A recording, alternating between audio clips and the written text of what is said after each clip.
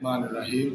آج ہم بات کرتے ہیں کہ ماں کی خدمت کرنے سے اللہ انسان کو کیا انعام عطا فرماتا ہے۔ حضرت ابو اسحاق رحمۃ اللہ تعالی آپ بہت بڑے شیخ الحدیث تھے اور اپنے بچوں کو مدرسے کے اندر قرآن اور کتب حدیث پڑھاتے تھے۔ ایک رات جب گھر آئے تو دیکھا ماں بستر پر لیٹی ہوئی ہے۔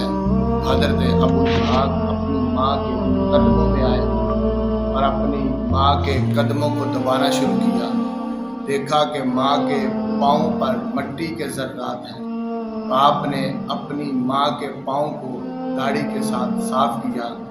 جب صبح ہوئی حضرت ابو اسحاق رحمۃ اللہ تعالی جب اپنے شاگردوں کو پڑھانے کے لیے گئے تو شاگردوں نے پوچھا، حضور رات کو ہم نے خواب دیکھی ہے کہ آپ کی داڑھی کے اندر ستارے چمک رہے تھے۔ آپ نے خاموشی اختیار کی۔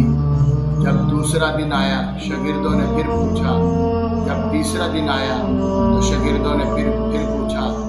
آپ نے فرمایا، بیٹا اس کے اندر میرا کمال کوئی نہیں ہے، نہ اس کے اندر میرا کوئی اتنا بڑا کمال ہے کہ میں نے بہت نیکی کے کام کیے ہوں۔ ہاں، جب میں رات کو گھر جاتا ہوں اپنی ماں کے قدم جب دباتا ہوں تو اپنی ماں کے قدموں کو اپنی داڑھی کے ساتھ صاف کرتا ہوں۔ اللہ نے میری ماں کے قدموں کے اوپر جو مٹی کے ذرات لگے ہیں اس ذرات کو ستارے بنا دیا۔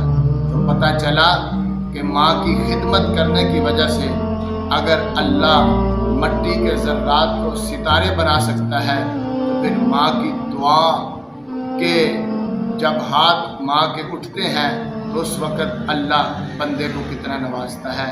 تو اس لیے ماں کی خدمت کیجیے، ہر لمحے اپنی ماں کو راضی کیجیے۔